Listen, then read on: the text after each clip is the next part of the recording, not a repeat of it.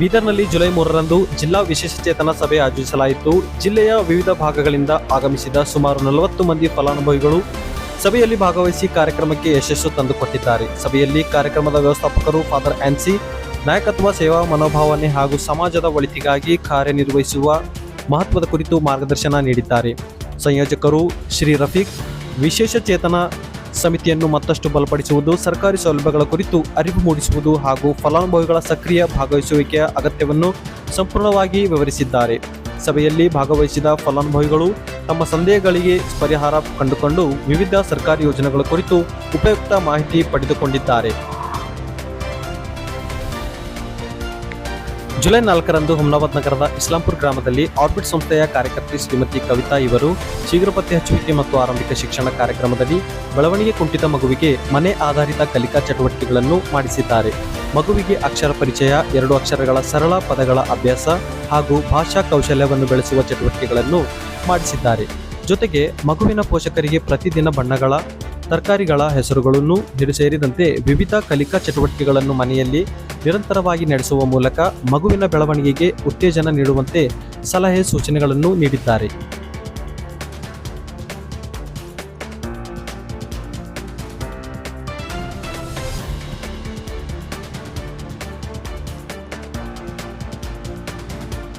June 29ರಂದು Vastari ಗ್ರಾಮದಲ್ಲಿ 2ನೇ ಕೇಂದ್ರವನ್ನು ಉದ್ಘಾಟಿಸಲಾಯಿತು. ಉದ್ಘಾಟನಾ ಸಮಾರಂಭದಲ್ಲಿ ಕಾರ್ಯಕ್ರಮದ ಗುರಿ ಹಾಗೂ ಉದ್ದೇಶಗಳ ಕುರಿತು ಮಕ್ಕಳ ಮನೆ ಯೋಜನೆಯ ಕಾರ್ಯಕ್ರಮದ ವ್ಯವಸ್ಥಾಪಕರು ಶ್ರೀ ಅರುಣ್ ಕುಮಾರ್ ಗ್ರಾಮಸ್ಥರಿಗೆ ವಿವರವಾದ ಮಾಹಿತಿಯನ್ನು ನೀಡಿದ್ದಾರೆ. ಕಾರ್ಯಕ್ರಮದಲ್ಲಿ ಗ್ರಾಮದ ಹಿರಿಯರು, ಮುಖಂಡರು ಹಾಗೂ ತಾಯಂದಿಯರು ಹೆಚ್ಚಿನ ಸಂಖ್ಯೆಯಲ್ಲಿ ಭಾಗವಹಿಸಿ ಕೇಂದ್ರದ ಉದ್ಘಾಟನೆಯನ್ನು ಯಶಸ್ವಿಗೊಳಿಸಿದ್ದಾರೆ. ಬಳಿಕ ಶ್ರೀ ಶರಣ್ ಕುಮಾರ್ ನೇತೃತ್ವದಲ್ಲಿ ಕೇಂದ್ರದ ಕಾರ್ಯಚಟುವಟಿಕೆಗಳ ಕುರಿತು ಮೌಲ್ಯಮಾಪನ ಸಭೆ ಹಮ್ಮಿಕೊಳ್ಳಲಾಯಿತು. ಈ ವೇಳೆ ಕಾರ್ಯಕರ್ತರು ತಮ್ಮ ಅನುಭವಗಳನ್ನು ಹಂಚಿಕೊಂಡಿದ್ದಾರೆ. ಆರೈಕೆದಾರರಿಗೆ ಅವರ ಜವಾಬ್ದಾರಿಗಳ ಕುರಿತು ಅರಿವನ್ನು ಮೂಡಿಸಿದ್ದಾರೆ. ಇದೇ ವೇಳೆ ಹೊಸದಾಗಿ ಉದ್ಘಾಟನೆಯಾದ ಮಕ್ಕಳ ಮನೆ ಕೇಂದ್ರಗಳಲ್ಲಿ ಸುರಕ್ಷತಾ ಮಾನದಂಡಗಳನ್ನು ಪ್ರಥಮ ಆದ್ಯತೆಯಾಗಿ ಪಾಲಿಸಿ ಪರಿಣಾಮಕಾರಿಯಾಗಿ ಅನುಷ್ಠಾನಗೊಳಿಸುವಂತೆ ಸೂಚನೆಯನ್ನು ನೀಡಿದ್ದಾರೆ. ಜೂನ್ 30ರಂದು ಕಾಸರಬೋಸ್ಗ ಗ್ರಾಮದಲ್ಲಿ ಮಕ್ಕಳ ಮನೆ ಕೇಂದ್ರ ಉದ್ಘಾಟಿಸಲಾಯಿತು. ಯಡ್ರಾಮಿ ತಾಲೂಕಿನ ಒಟ್ಟು 11 ಮಕ್ಕಳ ಮನೆ ಕೇಂದ್ರವಾಗಿದೆ.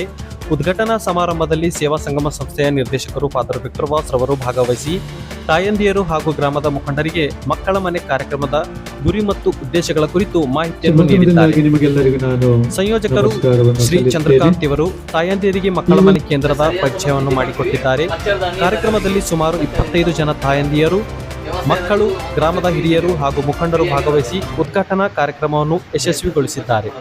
7 ತಿಂಗಳಿಂದ 3 ವರ್ಷದ ಮಕ್ಕಳಿಗೋಸ್ಕರ, ಅದಕ್ಕಿಂತ ದೊಡ್ಡ ಮಕ್ಕಳಿಗೆ ಅಲ್ಲ, 7 ತಿಂಗಳಿಂದ 3 ವರ್ಷದ ಮಕ್ಕಳು.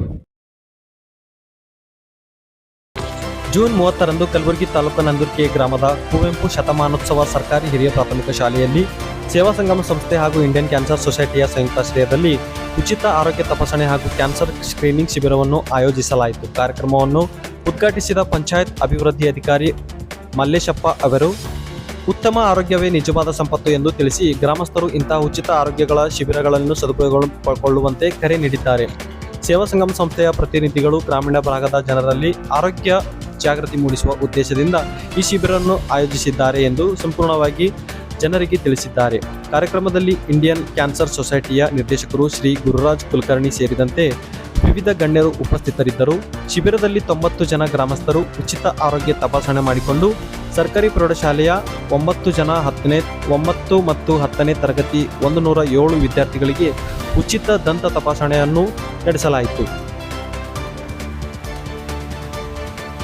ಜುಲೈ 2ರಂದು ಆಲೂರು ಗ್ರಾಮದಲ್ಲಿ 2ನೇ ಮಕ್ಕಳ ಮನೆ ಕೇಂದ್ರವನ್ನು ಉದ್ಘಾಟನೆ ಮಾಡಲಾಯಿತು. ಕಾರ್ಯಕ್ರಮದಲ್ಲಿ ಅಜಿಂ ಪ್ರೇಮ್ಜಿ ಫೌಂಡೇಶನ್ನ ಮಕ್ಕಳ ಮನೆ ಕಾರ್ಯಕ್ರಮದ ಸಂಪನ್ಮೂಲ ವ್ಯಕ್ತಿ ಶ್ರೀ ಶರಣ್ ಕುಮಾರ್ ಸಲ್ಗಾರೆ ಇವರು ಭಾಗವಹಿಸಿ ಕಾರ್ಯಕ್ರಮದ ಗುರಿ ಉದ್ದೇಶಗಳನ್ನು ಹಾಗೂ ಮಕ್ಕಳ ಮನೆ ಕೇಂದ್ರದ ಮಹತ್ವದ ಕುರಿತು ಗ್ರಾಮಸ್ಥರು ಮತ್ತು ತಾಯಂದಿರಿಗೆ ಸವಿಸ್ತರವಾಗಿ ಮಾಹಿತಿಯನ್ನು ನೀಡಿದ್ದಾರೆ. ಈ ಸಂದರ್ಭದಲ್ಲಿ ಸೇವಾ ಸಂಗಮ ಸಂಸ್ಥೆಯ ಸಹ ನಿರ್ದೇಶಕರು ಫಾದರ್ ಆಲ್ಬರ್ಟ್ ರವರು ಉಪಸ್ಥಿತರಿದ್ದು ಕಾರ್ಯಕ್ರಮದಲ್ಲಿ ಮೇಲ್ವಿಚಾರಣೆ ವಹಿಸಿದ್ದಾರೆ. ಸೇವಾ ಸಂಗಮ ಸಂಸ್ಥೆಯ ಮಕ್ಕಳ ಮನೆ ಕಾರ್ಯಕ್ರಮದ ಸಿಬ್ಬಂದಿ ವರ್ಗ ಹಾಗೂ ಸುಮಾರು 30 ಮಂದಿ ತಾಯಂದಿಯರು, ಮಕ್ಕಳು ಮತ್ತು ಗ್ರಾಮಸ್ಥರು ಭಾಗವಹಿಸಿ ಉದ್ಘಾಟನಾ ಸಮಾರಂಭವನ್ನು ಯಶಸ್ವಿಗೊಳಿಸಿದ್ದಾರೆ. ಜುಲೈ 3ರಂದು ಸೇವಾ ಸಂಗಮ ಸಂಸ್ಥೆ ಹಾಗೂ ಅಜಿಂ ಪ್ರೇಮ್ಜಿ ಫೌಂಡೇಶನ್ನ ಸಂಯುಕ್ತಾಶ್ರಯದಲ್ಲಿ ಕಲಬುರಗಿ ನಗರದ ಟಿಪ್ಪು ಚೌಕ್ನ ಉಮರ್ ಕಾಲೋನಿಯಲ್ಲಿ ನೂತನ ಚೇತನ ಕೇಂದ್ರವನ್ನು ಉದ್ಘಾಟನೆ ಮಾಡಲಾಯಿತು. ಕಾರ್ಯಕ್ರಮದಲ್ಲಿ ಸೇವಾ ಸಂಗಮ ಸಂಸ್ಥೆಯ ನಿರ್ದೇಶಕರು ಫಾದರ್ ವಿಕ್ಟರ್ ವಾಸ್ ಬೆಳವಣಿಗೆ ಕುಂಠಿತ 0ಯಿಂದ 8 ವರ್ಷದೊಳಗಿನ ಮಕ್ಕಳ ಸರ್ವತೋಮುಖ ಅಭಿವೃದ್ಧಿಗೆ ಚೇತನ ಕೇಂದ್ರಗಳನ್ನು ಮಹತ್ವದ ಪಾತ್ರ ವಹಿಸುತ್ತದೆ ಎಂದು ತಿಳಿಸಿದ್ದಾರೆ. ಪಾಲಕರು ಮಕ್ಕಳನ್ನು ನಿಯಮಿತವಾಗಿ ಕೇಂದ್ರಕ್ಕೆ ಕರೆತಂದು ತರಬೇತಿ ಹಾಗೂ ಉತ್ತೇಜನಕ ಚಟುವಟಿಕೆಗಳಲ್ಲಿ ಭಾಗವಹಿಸುವ ಮೂಲಕ ಮಕ್ಕಳ ಬೆಳವಣಿಗೆಯಲ್ಲಿ ಉತ್ತಮ ಬದಲಾವಣೆ ತರಬಹುದೆಂದು ಸಂಕ್ಷಿಪ್ತವಾಗಿ ವಿವರಿಸಿದ್ದಾರೆ. ಕಾರ್ಯಕ್ರಮದಲ್ಲಿ ಸುಮಾರು 15 ಜನ ಪಾಲಕರು, ಮಕ್ಕಳು ಹಾಗೂ ಸೇವಾ ಸಂಗಮ ಸಂಸ್ಥೆಯ ಸಿಬ್ಬಂದಿ ವರ್ಗದವರು ಉಪಸ್ಥಿತರಿದ್ದರು.